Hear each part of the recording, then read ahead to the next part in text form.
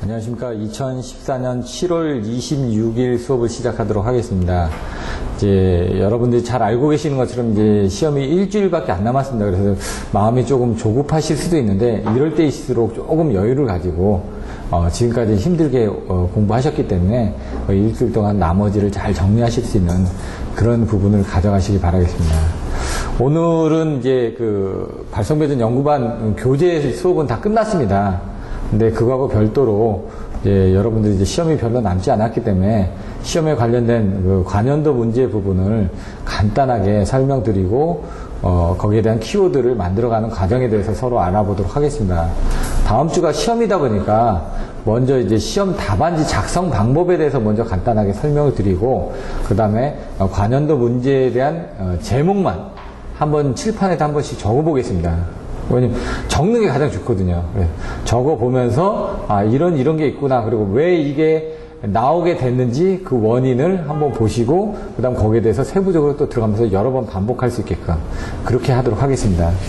먼저 앞에를 보시면요, 이제 나오게 된 원인인데 그거보다는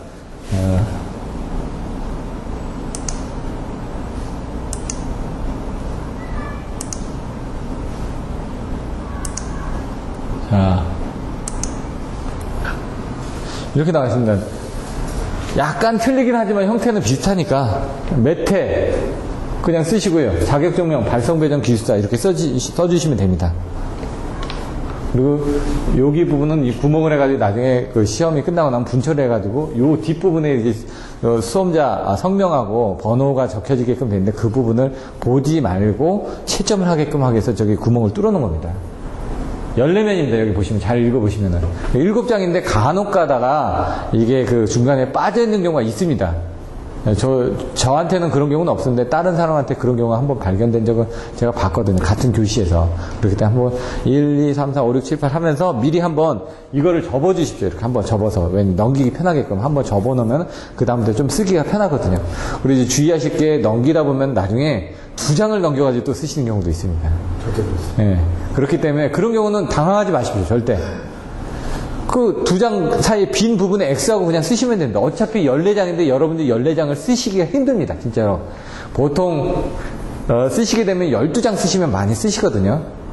12페이지를. 12장이 아니라 12페이지 정도를. 그렇기 때문에 그것도 이제 글씨 크게 쓰고 그림 많이 했을 때 옛날에 합격했던 분들은 8페이지 쓰고 합격하셨다고 하시더라고요. 그건 뭐냐, 정확하게 키워드만 그 안에 컴팩트하게 딱 한눈에 보이게끔 잘 정리를 했다는 얘기죠. 왜 8페이지라는 건요 25점짜리 한 문제당 2페이지씩 쓴 겁니다. 그러니까 8페이지만에 끝나죠. 2페이지를 쓰더라도 임팩트 있게 그림 그리고 배치를 잘해가지고 한눈에 싹 보이게 했기 때문에 점수가 나왔다는 얘기죠. 근데 지금은 그렇게 쓰시면 좀 안 되고요. 좀 장수는 있어야지만 됩니다. 다른 사람들 워낙 많이 쓰기 때문에 다른 사람하고 차별될 수 있게끔 써주는 게 좋은데 일단 눈에 띄게 하는 게 중요합니다. 그래서 저 같은 경우는 어떻게 하냐, 한 문제당 3페이지를 잡습니다. 그건 뭐냐면 1페이지, 2페이지, 3페이지, 3페이지까지 해놓고 두 번째 문제 풀 때는 4페이지부터 푸는 겁니다. 첫 번부터. 그럼 2페이지 반을 썼다 그럼 밑에 공간 많이 남죠. 그럼 그냥 X 합니다. 어차피 뒤에 또 있으니까. 그렇게 해도 상관없습니다. 그렇게 해서 합격하시는 분들 많기 때문에 그런 방법으로 같이 공부를 했습니다. 왜냐면 우리가 처음부터 문제를 쓰다 보니까 중간에 가서 문제를 쓰고 하다 보면 이 배치하는 게 좀 안 됩니다.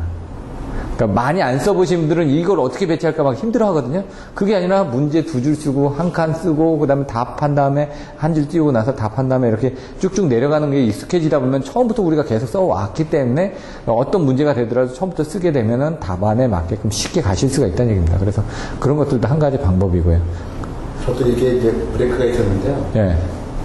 끝나기 한 10분 전에 15분 전에 발견됐어요. 그러니까 예. 당황해가지고 그랬더니 X 딱 끄고 거기다가 예. 공란 이렇게 쓰래요. 그냥 오른쓸 거 하더니 X 쓸 거 그냥 X만 하시면 됩니다. 공란 중간에 전혀 지장은 없고요. 나머지는 흑색 또는 청색 필기고, 근데 청색을 쓰시는 경우는 제가 못 본 것 같은데 다 흑색을 쓰십니다. 아까 보셨던 것처럼 이런 에다가 엔젤 그립 하나 달아가지고 엔젤 그립 이게 잘 고정이 안 되거든요. 그러니까 이게 크기가 잘 안 맞아가지고 우리가 쓰고 있는 제스트림 볼펜하고 안 맞으니까. 그래서 다른 데 있던 거 앞에 껴가지고 이렇게 맞춰주면, 왜냐면 여기를 가지고 쓰시면 좀 힘들거든요. 그래서 이렇게 해서 자기 손에 맞게끔, 이게 높나비가 좀 조정이 되거든요. 높나비 조절해가지고 자기 손에 맞게끔 이렇게 하시고요. 그리고 자꾸 하나의 볼펜 가지고 계속 써주셔야지만 됩니다. 제가 여러 가지 써봤는데 그래도 이게 제일 낫던 것 같습니다. 1.0짜리가. 0.7은 좀 작고 1.0이 좀 똥이 나오는 경우도 있는데 그게 이제 좀 수월하게 쓰고 글씨도 좀 크다 보니까 그래서 계속 평상시 때도 쓰고 다니면서 뭐 자기한테 편하게끔 이게 자기한테 손에 익숙해지게끔 이 그립 자체는 편하거든요. 근데 자기 손에 안 맞는 겁니다. 그렇기 때문에 이 그립이 자기 손에 맞게끔 위치 조종해 가면서 서로 자기가 편해질 때까지 이걸 자꾸 조종해 가면서 맞추시다 보면 아 요게 나한테 좀 편하구나 그게 감이 옵니다. 그러니까 자꾸 쓰셔야 되는 거예요. 평상시 때도. 업무할 때도 저는 이거 가지고 계속 쓰고 다니거든요. 사람들이 이게 뭐냐고 얘기해도 그냥 쓰는 겁니다. 왜? 내 손에 익숙하기 위해서. 나머지는 뭐 직선자만 써주셔야지만 됩니다. 템플릿자는 쓰실 수가 없고요. 그런 내용들이 있고요. 문제 순서는 상관없습니다. 1번부터 13번까지인데 13번부터 쓰셔도 상관없고 그 다음 7번 썼다가 10번 썼다가 상관없습니다. 정해진 순서대로 해가지고 10문제 이상을 쓴 적도 있습니다. 저는 모르고. 막 1교시를 쓰는데 쓸 게 없으니까 몇 개를 쓰다가 나중에 시간을 막 쫓기니까 막 써가지고 14페이지를 다 채웠더니 딱 보니까 11문제를 적었더라고요. 나중에. 그만큼 11문제를 적었다는 건 시간 배정을 잘못했다는 얘기입니다. 결론은. 중요한 거는 시간 배정을 하기 위해서 스톱워치 하나 갖다 놓으시고 스톱워치 가지고 해가면서 시간 봐가면서 문제 순서도 자기가 잘 아는 것부터 먼저 써 나가야지만 됩니다. 왜? 채점자한테 표현을 하려면 자기가 잘하는 부분을 표현을 해줘야 되거든요. 그래서 내가 이만큼 잘한다는 걸 딱 보여줬을 때 채점자가 그만큼 그 뒤에 것들도 점수를 잘 줄 수가 있기 때문에 그래서 배점 관리를 하기 위해서 시간을 잘 활용해가지고 뭐 10분 딱 되나면은 다음 거로 넘어가셔야지면 됩니다. 나중에 시간이 남으면 나와서 다시 정리를 하더라도 그 시간이 있거든 분명히. 나중에 10문제를 다 못 풀다 보니까 시간이 남을 겁니다. 그러면은 그때 와서 빈 공간을 채울 수 있게끔 해주셔야지만 됩니다. 나머지는 이제 끝이 있고 이하 여백이 있는데 중요한 건 시험지를 딱 받아서 미리 나눠준 데가 있어요. 시험장 같은데. 그래서 뭐 덮어놓으라고 하는데 그거 이거 본다고 해서 뭐라고 안 그럽니다. 그냥 딱 펼쳐놓고 눈을 한번 보는 겁니다. 그리고 어떻게 답안지를 쓸까 좀 생각을. 그러니까 보통 한 문제당 뭐 2, 3분을 생각을 하라고 하는데 그 시간을 줄이면은 그만큼 좋죠. 그래서 제가 항상 여러분들 하는 게 뭐냐. 문제 답 아닙니까? 문제 쓸 때 바로 답이 나올 수 있게끔 해줘야지 그 시간을 줄일 수가 있으니까.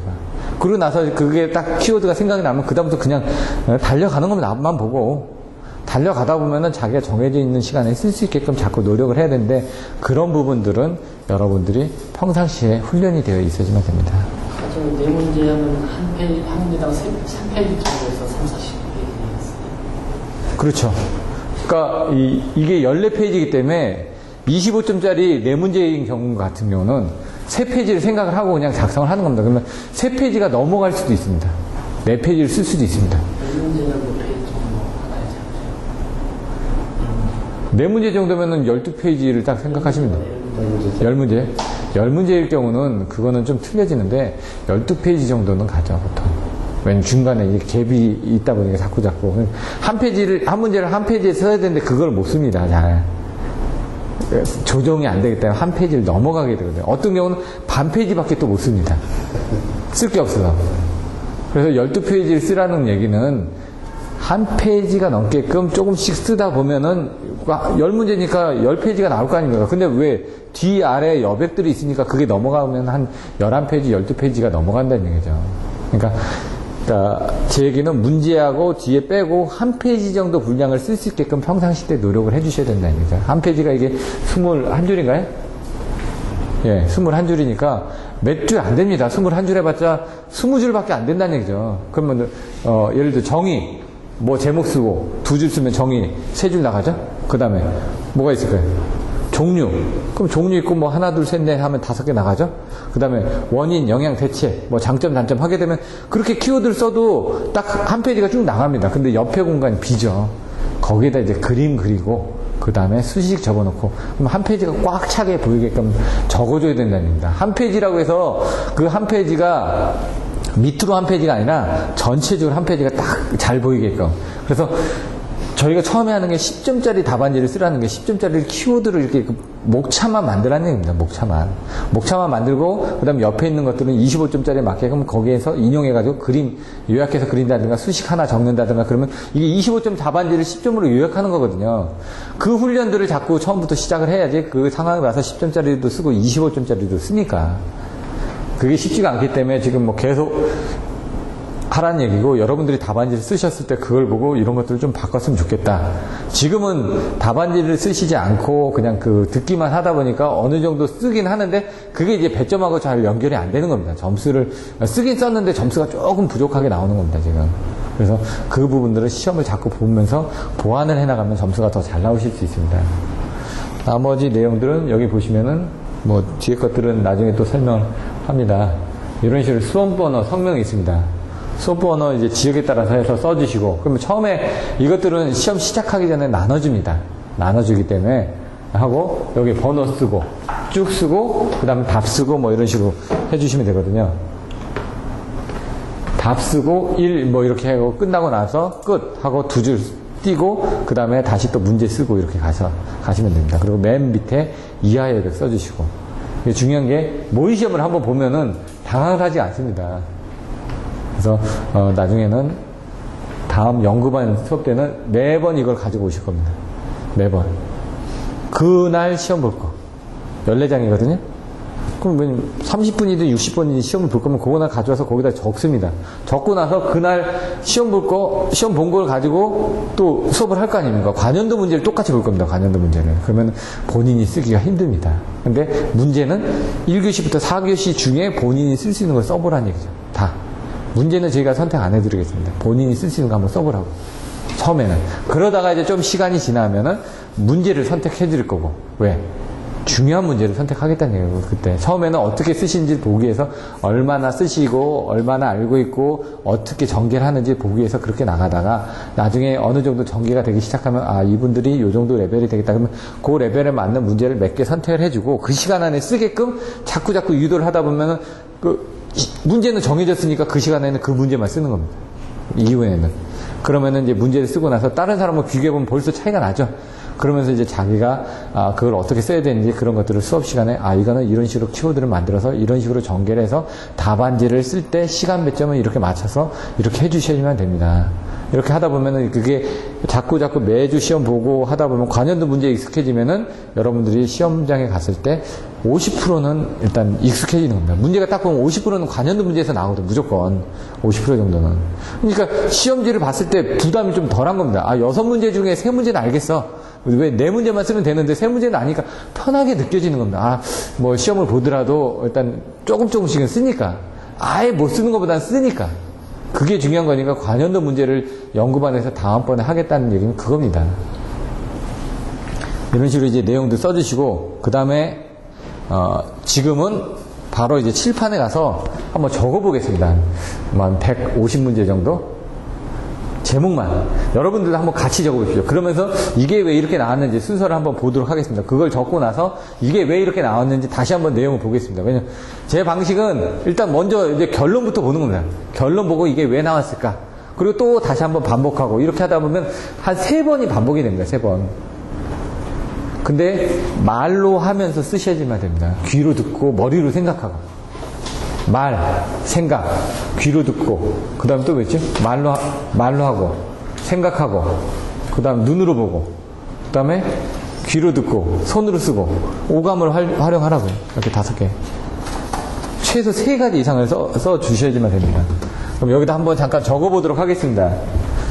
자, 보시면은, 이제 뭐 1, 2, 3, 4, 5 이렇게 해가지고 안 적고 그냥 제목만 한번 적어보겠습니다. 이제 고장전력, 단락고장이 있습니다. 단락고장. 단락고장에서 3상하고 2상 비교하고 이런 내용들이 나옵니다. 그러면은 뭐 86.6% 그런 부분 나오고요. 그 다음에 이제 고조파, 개요에 관련된 부분들, 뭐 원인, 영향, 대책, 뭐 이런 식으로 나오겠죠? 원인, 영향, 대책. 그 다음에 3번이 이제 주파수 제어 체계. 주파수 제어 체계라고 하는데 이걸 딱 보는 순간 주파수 제어 체계가 뭘까? 이걸 설명하라고 하는데 이거 AFC를 설명하라는 거죠. 자, 자동 주파수 제어계를 설명하라. 그럼 거기서 나오는 여러 가지 내용들을 써주시면 되고, 그 다음에 전압 안정도.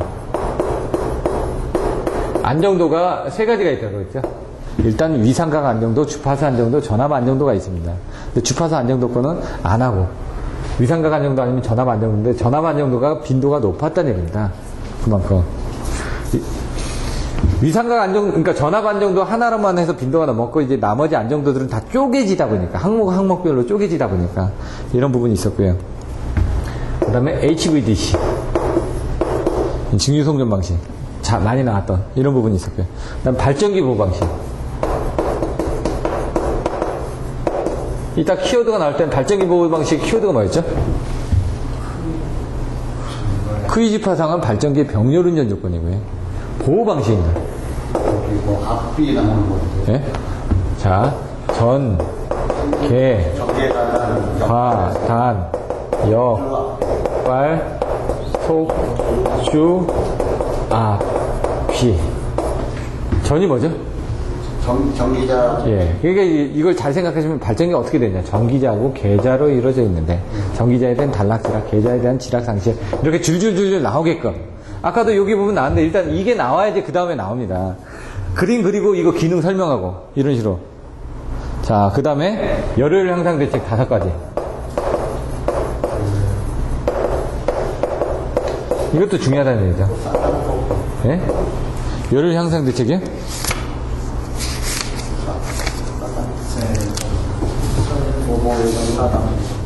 복사, 싸, 담보. 일단 좀 어느 정도 공부를 하고 있었네. 이게 뒤에 생각이 나니까. 이건 뭐였죠? 복수기의 진공도 향상. 사용중기의 고온고압화. 연료연소법의 향상, 이게 연료연소법의 향상이었고, 그 연소가스의 열손시 간수였고, 그 다음 사이클 개선, 단위기 용량 증개, 복합 사이클 채용, 이런 식으로 이제 나옵니다. 5가지라고 했지만 여러 가지 부분을 써주셔야지만 된다는 얘기죠.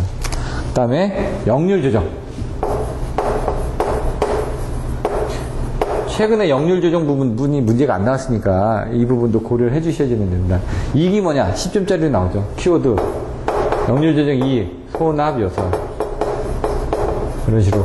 이따가 이제 그 키워드들은 다시 설명드릴 건데, 일단 한번 적어보자는 얘기죠. 이런 것들이 지금 중요한 거구나. 그래서 한 100가지만 적어보고, 그 100가지 부분에 대해서 오늘 할 수 있을 만큼 하고, 나머지는 또 그 다음에 또 할 수 있을 만큼 하고. 적는 게 중요하니까. 그 다음에, 퍼센트 임피던스.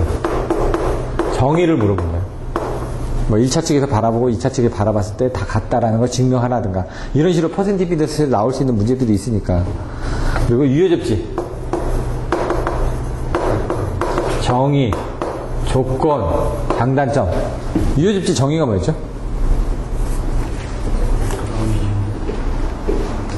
예? 유효접지 나오면 무조건 일선지락이 나와야 됩니다. 일선지락 시 건전상의 전위 상승이 대지전압의 1.3배 이하가 되도록 중성점 임피던스를 조절하여 접지하는 방식, 이런 식으로. 일선 지락 시에 지락 전류를 제한하기 위한 게 유효접지라는 얘기죠. 비유효접지, 유효접지 차이점이. 그래서 거기서 접지 계수라는 부분이 나오면서 75%, 80% 대지전압에 대해서 곱하는 건지 아니면은 성간전압에 대해서 곱하는 건지 이런 식으로 이제 좀 헷갈려지기 시작하는 거죠. 그런 내용도 보시면 되고요. 그 다음에 이제 전력 조류 계산이 나옵니다.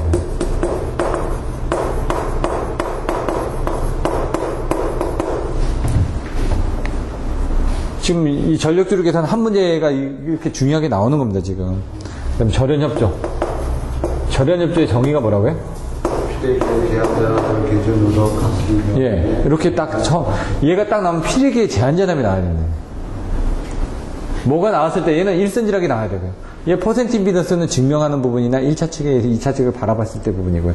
얘가 나오면 이런 부분이 나와야 되고, 얘가 나오면 이런 부분이 나와야 되고, 이런 식으로 이제 그게 매칭이 되게끔 자꾸 훈련을 하시다 보면 문제에 대해서 부담이 없는 겁니다. 절연협조는 이거 쓰는 건데.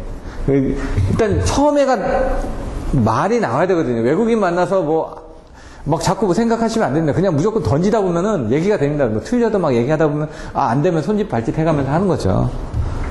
그 다음에 이제 팩츠 부분이 나옵니다. 그 다음에 보호협조. 보호계정기 정정이라든가 이런 부분으로 나왔던 부분들이 있고, 그 다음에 YY 델타 결선, 변압기 결선 쪽에서 왜 이런 부분을 사용하느냐. 변압기 쪽도 참 많이 나오는데 변압기 쪽에 대한 결선 부분이 이렇게 좀 앞에서 나왔던 부분도 있다 이거죠. CT 2차 개방식 현상, 이런 거는 25점짜리. 지금 다 말씀드리는 건 다 25점짜리 기준입니다. 거기서 그 안에서 10점짜리로 나눠서 여러분들 쓰시면 됩니다. 유효접지가 뭐냐, 정의가 뭐냐 그러면 10점이고요. 정의, 조건, 장단점 하게 되면은 25점이 되는 거고, 그런 것들 각각 나눠서 25점짜리 공부를 하신다면 거기서 각각을 10점짜리로 빼낼 수 있게끔 이제 노력을 하시는 거죠. 경제 부하 배분 오늘 배웠죠? 경제 배분 오늘 계산했던 거 6장에서. 예? 아니요. 이건 지금 송전손실 고려, 송전손실 무려, 경제 배분이라고 했죠. 경제 운영 계산하는 거죠. 배분이라는 게 복합발전이 나옵니다. 복합발전. 사이클이 어떻게 되는지 이런 내용들 나왔었고요. 그 다음에 수요관리. 수요관리의 정의가 어떻게 되죠? 이게 좀 어렵습니다. 이런 것들은 쉬운데 이 수요관리 내용은 좀 길거든요. 직접관리, 간접관리가 있어서 예. 체계체 전전관리. 예.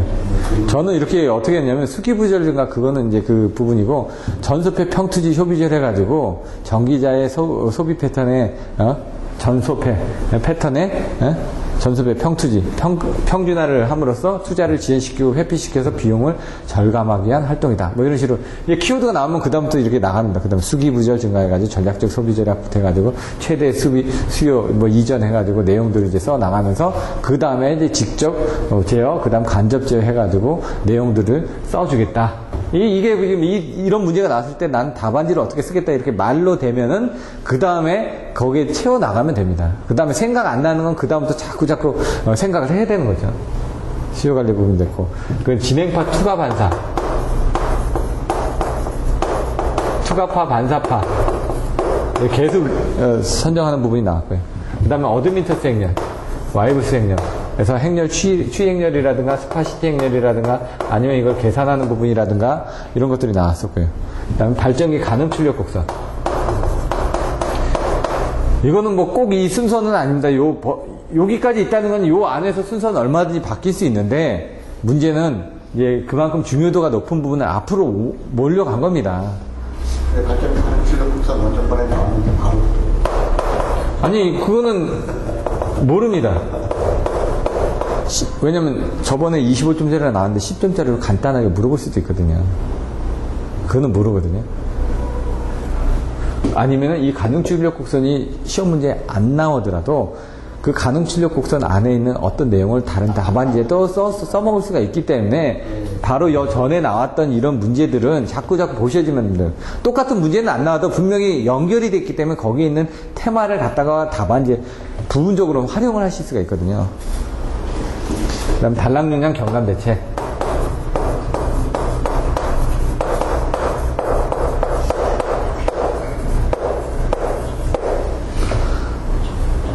그리고 모선에 대한 종류, 보호 방식, 종류, 보호 방식, 이런 식으로 볼 수도 있고요. 그 다음에 화력발전소 기획시 고려사항이 있고, 변압기 보호장치, 변압기, 모선 보호장치, 변압기 보호장치, 이렇게 발전기 보호장치. 여기서 딱 보시면은 발전기 쪽을 좀 더 많이 나왔다는 걸 아실 수가 있죠. 모선 변압기 있고, 송전선 보호 방식도 있는데, 송전선 보호 방식은 좀 밑으로 떨어집니다. 변압기는 저번에도 2번이나 나왔죠. 선로정수 계산하는 거. RLCG 해가지고 선로정수 계산하는 부분들, 사단자 정수 계산하는 부분들이 나와 있습니다. 뭐 공진 나왔고, 단락비라는 부분도 나왔고요. 병렬운전, 발전기, 변압기, 병렬운전 다 같이 보시면 되죠. 여기서는 발전기, 그다음 변압기. 이렇게.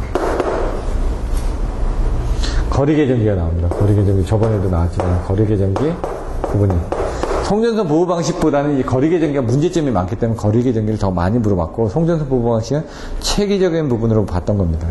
그러면서 나오는 것들이 이제 분산전압에 대한 문제점들 물어보는 문제들이 단골로 나왔었고요. 뭐 배전선로 전압 조정 뭐 이런 부분도 있는데 뭐 EMS 그 다음에 스카다 뭐 이런 부분 나왔고요. 무정정보법이 있었고 배전자동화 이런 부분 나왔었고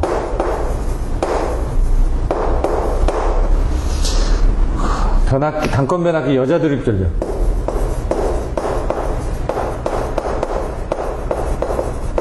변압기하고 관련된 부분들 디지털 계정기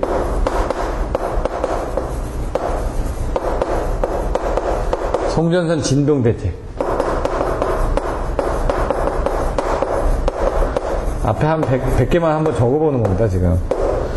등면제법 단단법 안정도에서 나오는 등면제법 단단법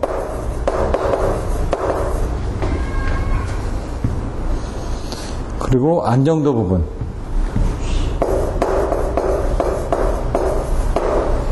이런 부분 나왔고요. 그 다음에 발전 쪽에 랭킹 사이클 뭐 이런 부분 나왔고 PSS 일단 발전 쪽을 제가 좀 배제를 하고 그 다음에 뭐 대칭좌표법 고장전류 부분이 나왔지만 대칭좌표법은 이론으로 해가지고 좀 빈도수는 좀 떨어진다는 얘기죠. 그 외에 또 있는 것들이 변전소 설계, 송전선로 표시선 보호, 신재생 태양광 열병합 뭐 나왔고 유도장애 원인 대책 이렇게 여기까지가 한 60문제가 됩니다 지금. 물론 중간중간에 좀 빠져있지만 그럼 다시 나머지 것들을 한번 간단하게 좀 적어보면요 그 다음에 있는 것들이 직접 한번 적어보셔야 되니까 가장 중요한 건 이렇게 적으면서 아 이게 중요한 거구나 이게 나오면은 어떤 식으로 답안지를 써야 되겠구나 그런 것들을 한번 생각을 해보시면 된다. 중성점 접지 방식이 또 나옵니다. 아까 중성점 접지 방식과 유도장애거든요.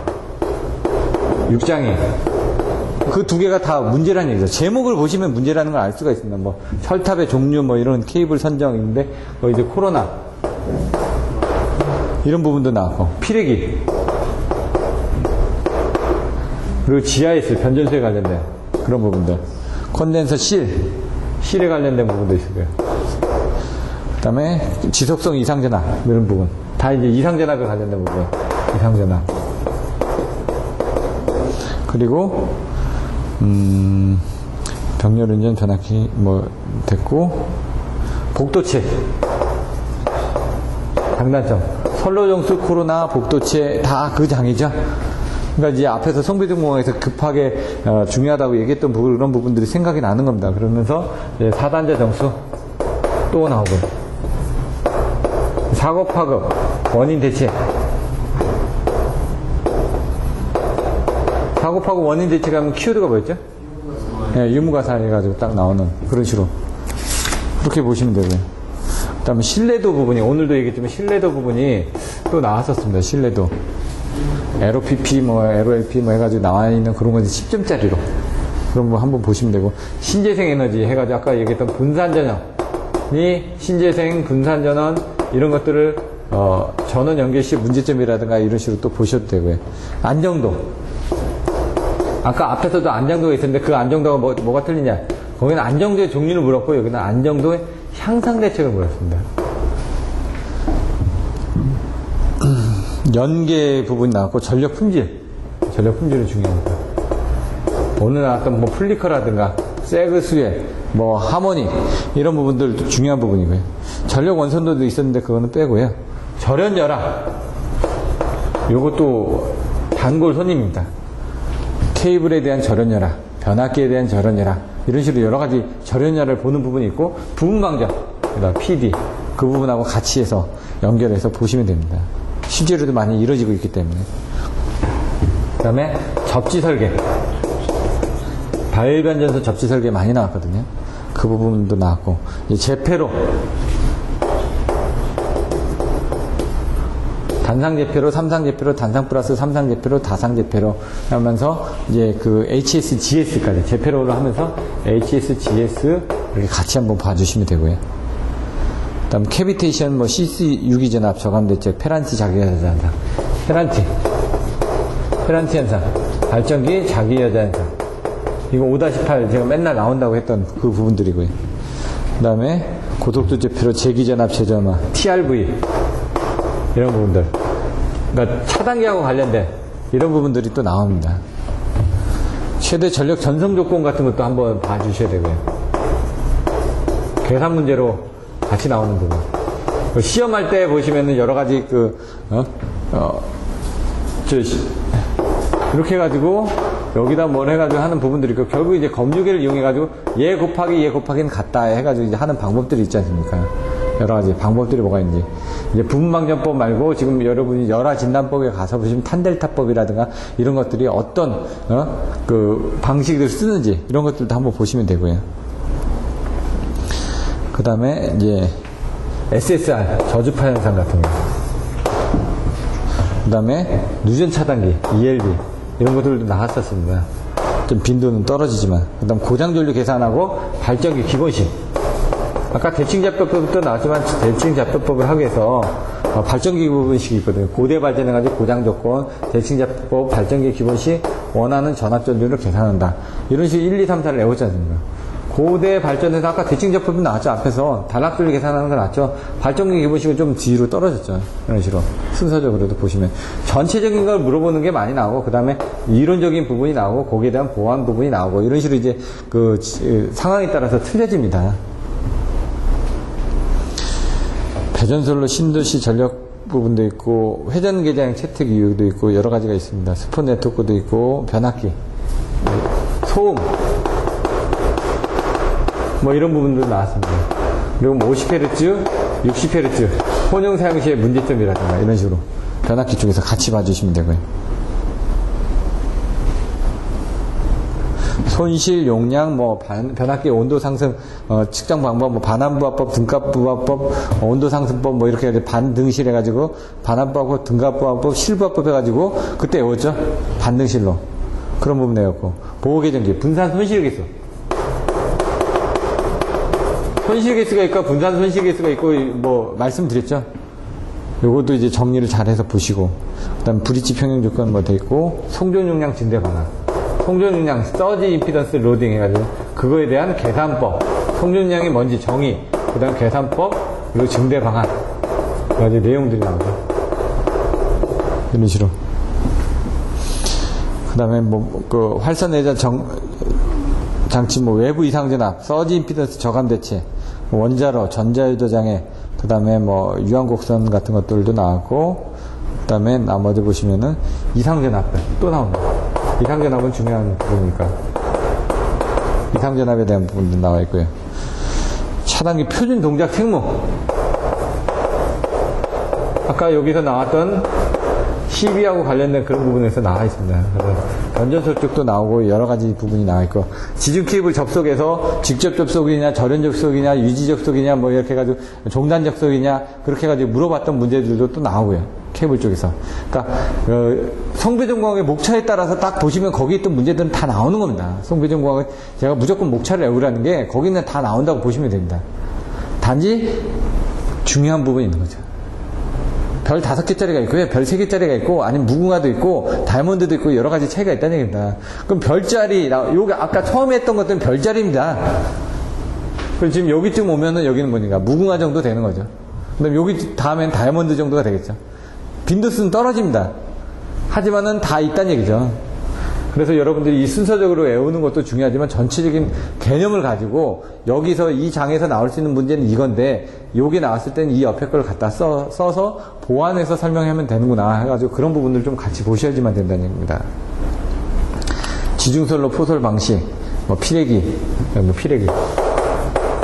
뭐 구비 조건, 정의 이런 내용들 나와 있고요. 그 다음에 보시면은 나머지는 뭐 비둘굽기 출력식, 뭐 상건선 변압기, 아몰포스 변압기, 단락시험, 개방시험, 정동작, 부동작, 그냥 콘덴서 뱅크. 오늘 아까 설명드렸던 콘덴서 뱅크. QV 컨트롤하기 위해서 이제 그 스테콘이 있었죠, 스테콘. 154 쪽에 스테콘이 있었고, 몇 MV 154는? 50MV. 22.9는? 예? 변압기 용량이 45에서 60MV입니다. 콘덴서는 5MB. 이 정도. 1호사는 50mm 정도. 아까 그 L이 그였죠, L이. L이 345가 200이고, 1호사가 100이고, 그리고 22.9가 32점. 왜? 얘는 더 크다는 얘기죠, 얘보다 다. 왜? 선로들도 깔려있으니까, 콘덴서도 깔려있으니까 더 보완을 해줘야 되니까 더 큰 겁니다. 얘들은 필요할 때만 넣으면 되니까 작아도 되죠. 송전 선로에도 어차피 C 성분이 있으니까. 그 외에 뭐 예비력 관계, 그 다음에 애자 부분, 뭐 여러 가지 내용들이 있습니다. 근데 지면 관계상 요 정도만 적도록 하고요. 이게 어떻게 나왔는지를 한번 살펴보도록 하겠습니다. 자, 보시면은,